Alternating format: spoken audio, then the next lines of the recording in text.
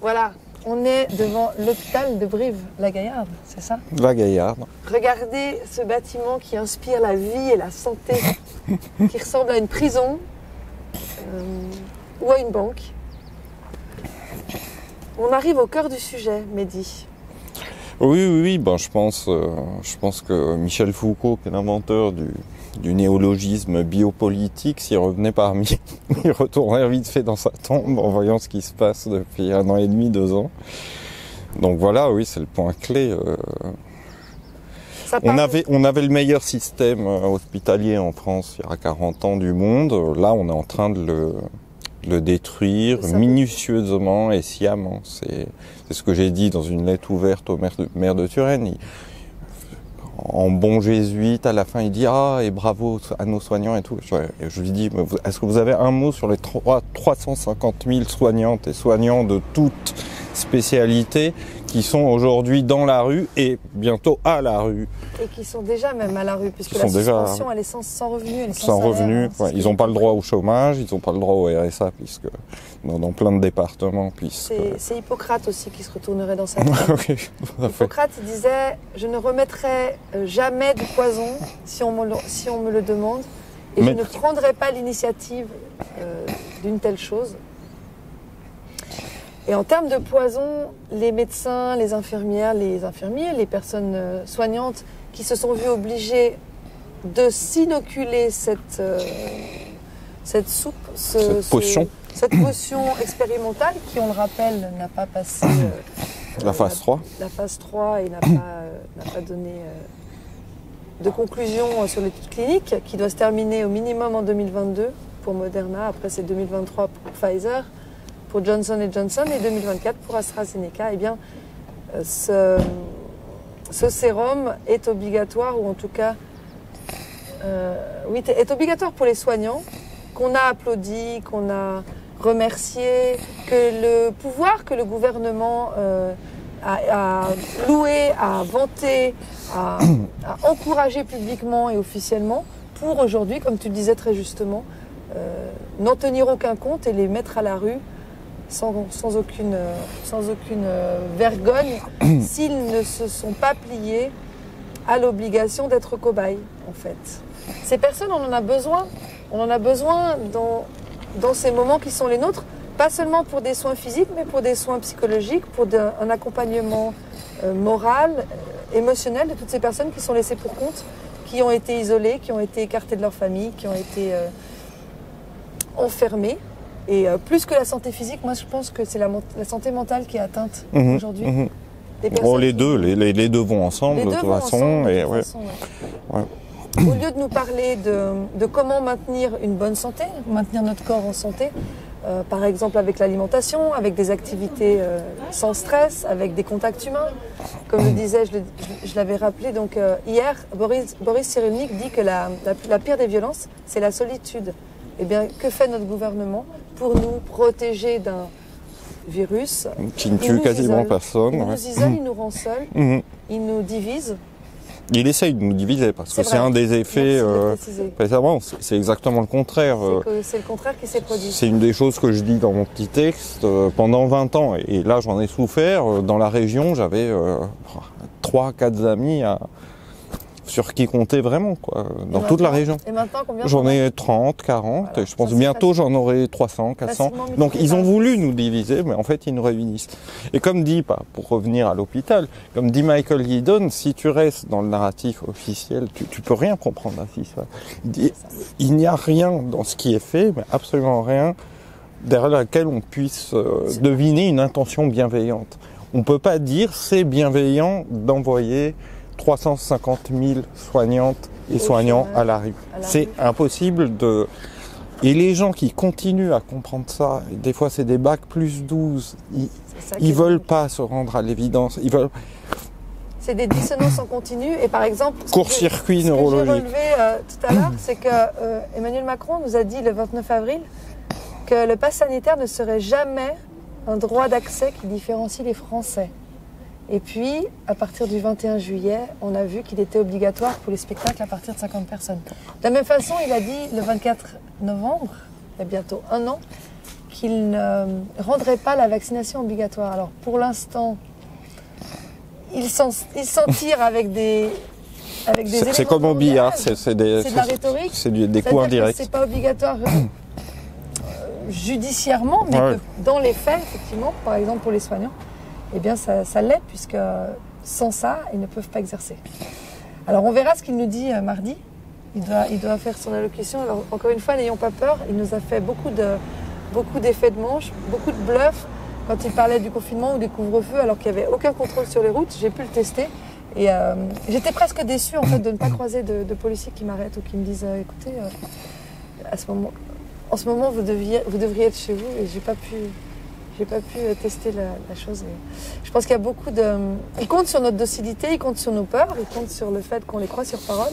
Et donc, encore une fois, n'ayons pas peur.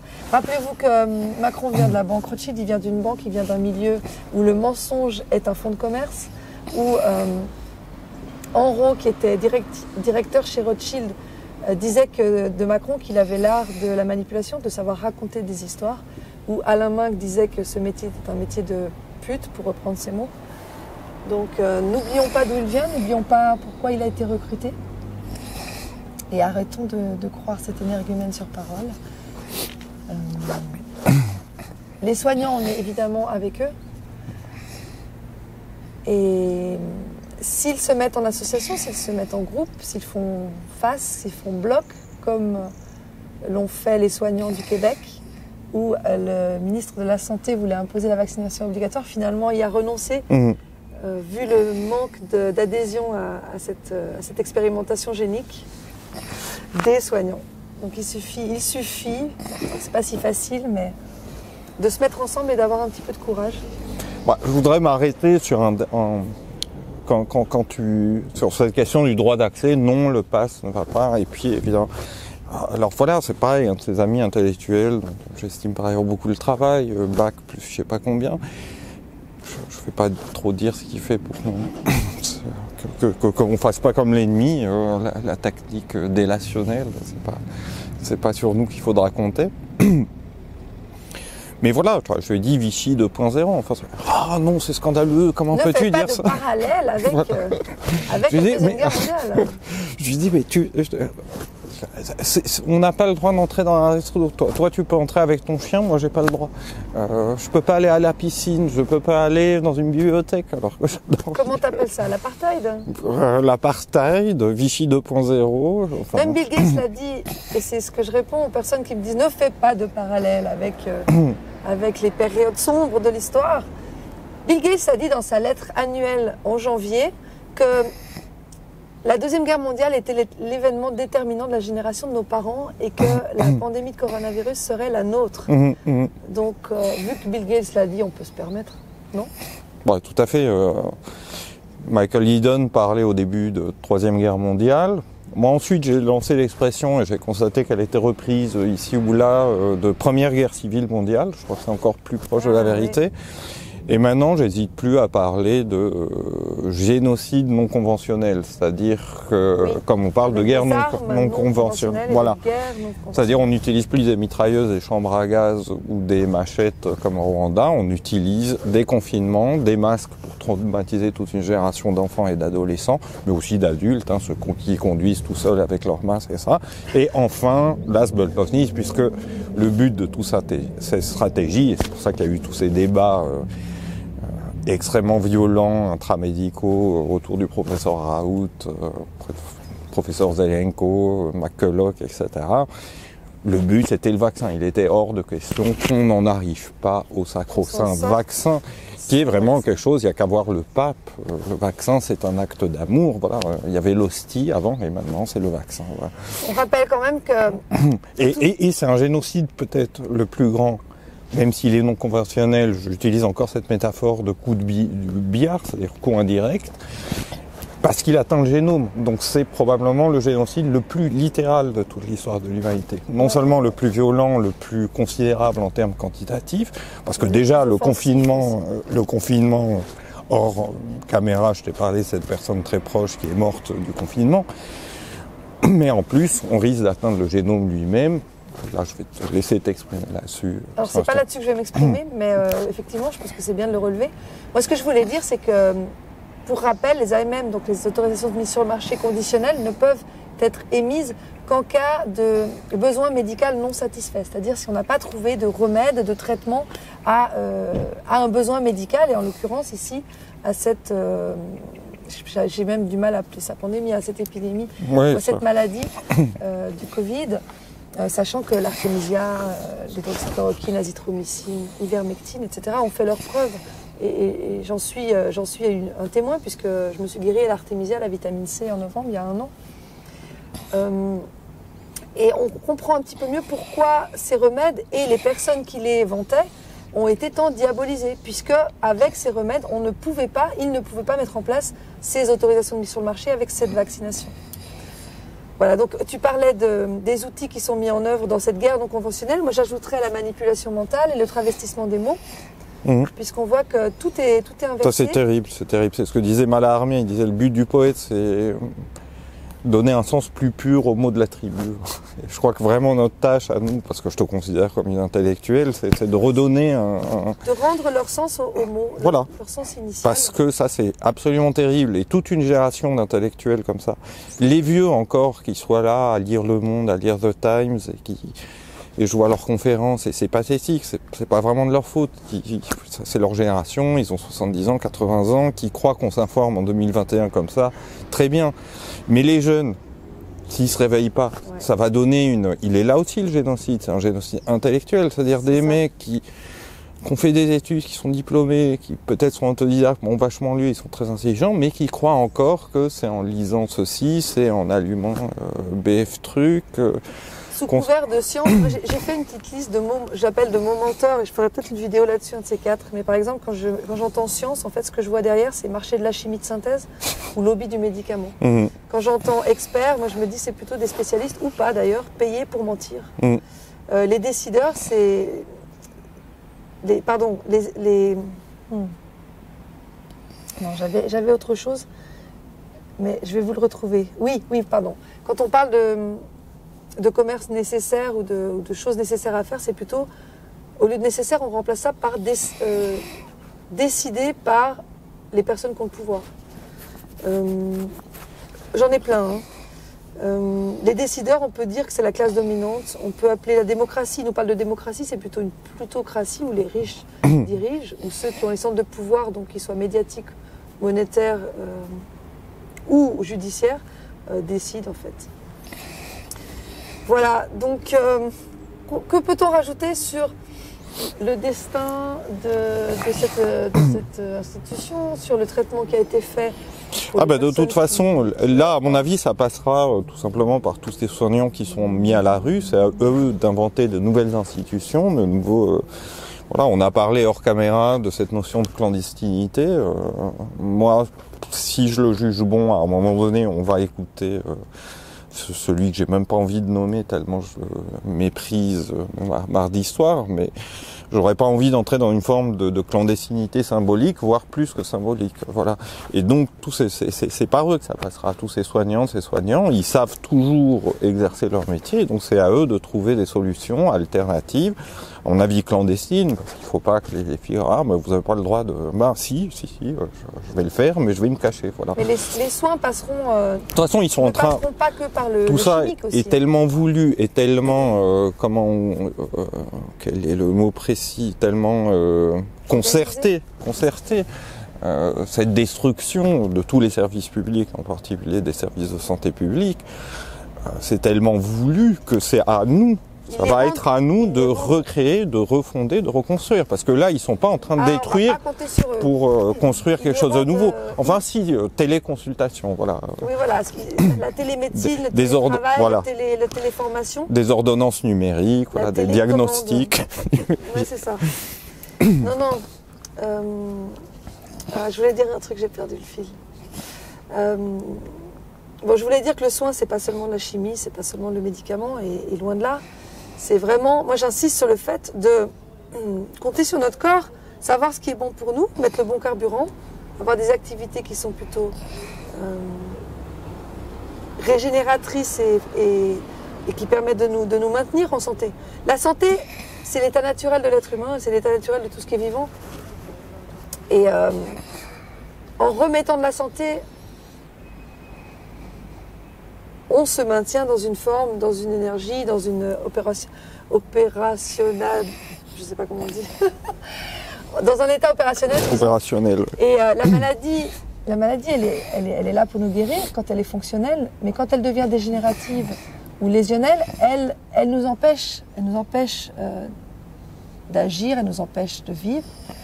Et simplement, remettons de la santé là où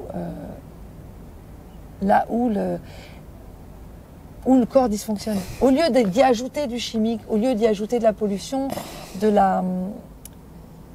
des substances artificielles, remettons de la nature, remettons de la Moi, pendant des années, j'avais souvent la crève et je me soignais avec les antibiotiques et je restais malade 2 mois. En fait, donc c'est très empiriquement et intuitivement que j'ai arrêté, je sais pas, il y a une dizaine d'années, de prendre le moins d'antibiotiques, quelle que soit la maladie. Homéopathie, en 3 jours, je suis guéri. Si j'ai une bronchite, si j'ai une grippe, et voilà. Un patient guéri. Et manger beaucoup de crudités, par exemple. Pendant longtemps, j'ai mangé très gras. Ça ne me réussissait pas. Là, maintenant, crudité, régime crétois. Ouais, c'est ça. Donc, ce que j'essaye de dire, c'est, et ça, c'est une phrase que tout le monde connaît, mais je la trouve très parlante. C'est un patient guéri est un client perdu, n'oubliez pas.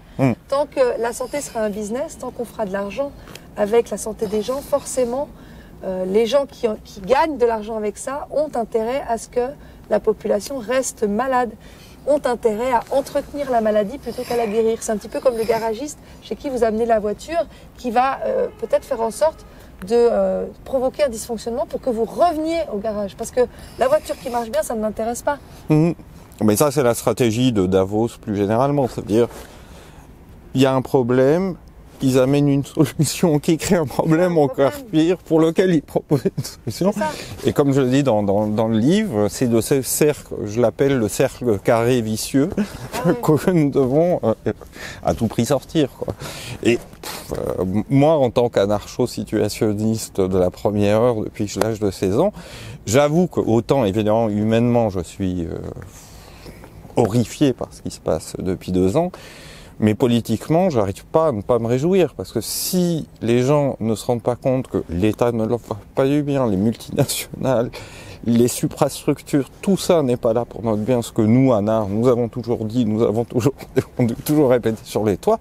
Aujourd'hui, c'est devenu tellement évident, comme ça n'a jamais été évident. Redonnez-nous l'Empire romain, redonnez-nous Caligula, il était sympa par rapport à ce qu'on a en ce moment. Alors justement, et c'est intéressant de voir le mot anarchiste. Par exemple, ça fait partie des mots qui ont été détournés de leur sens, puisque les médias et les pouvoirs leur ont collé la signification de chaotique, en fait. Ils ont assimilé l'anarchie au chaos, alors que c'est pas du tout ça. L'anarchie, c'est simplement Proudhon disait, c'est hiérarchie du pouvoir, avec des organisations plutôt horizontales et plutôt organiques. Voilà. Et limitées. Et limité. Et local. Limité dans le temps et aussi dans l'espace. Voilà. Et c'est pareil, le corps humain. Il fonctionne très bien et pourtant il n'y a pas de hiérarchie. Chaque organe fonctionne de façon autonome, plus ou moins autonome, mais en tout cas en relation avec le reste, mais sans rôle prépondérant. On sait que le cerveau a un rôle important, mais le cerveau tout seul, il ne peut rien faire. Et la main s'occupe de la main, la peau, le système de régénération. Et c'est ça en fait, notre corps social humain est à mon avis construit de la même façon que notre corps vivant humain. Et faisons-lui confiance, les rôles s'autodéterminent en fait. Donc il faudrait qu'on essaye, plutôt que de dire que ça ne marche pas, en disant que ça n'existe pas, essayons. Et les sociétés primitives fonctionnent comme ça également. Là, on n'a même pas le choix pour moi. C'est pour ça que et de façon non perverse, que je me réjouis malgré tout de la situation, parce que je crois qu'on n'a tout simplement pas le choix. Je veux dire, là, si on voit pas, c'est philosophique aussi. C'est-à-dire la modernité philosophique depuis Kant, c'est vraiment de déconstruire les grands édifices superlatifs, dominants, etc. Et les gens qui sont en train de nous dominer, de nous gouverner aujourd'hui, politiquement, ils sont évidemment plus forts, mais philosophiquement, ils sont très en retard parce qu'ils croient encore à ce que Rainer Schurman, un philosophe qui m'influence beaucoup, appelait les grandes hégémonies, l'hégémonie grecque, romaine, moyenâgeuse, moderne, voilà. Donc quand une hégémonie Il y a 20 ans, c'était la guerre contre le terrorisme au prétexte du 11 septembre, le plus grand film de tous les temps, la plus grande mise en scène. Le jour où les lois de la physique ont été révisées. Voilà, les lois élémentaires de la physique newtonienne ont été bouleversées. Et on organise le monde entier autour d'une fiction. Ça veut dire que les hégémonies, les Grecs, ils avaient une pensée de l'unité qui était extrêmement puissante. Les Romains, ils avaient une pensée de la nature qui était extrêmement puissante. Le Moyen-Âge, ils avaient Dieu, c'était pas rien. Descartes et Kant, ils ont amené le sujet, l'individu, c'était pas rien. Ça, c'était des fantasmes hégémoniques aussi, mais qui étaient costauds, qui étaient pensés, qui étaient intelligents. La guerre contre le terrorisme. Une pandémie qui fait 0,03% de morts et qui atteint des gens de 84 ans, donc des gens qui ont largement reculer l'espérance de vie, il ne faut pas l'oublier. Voilà.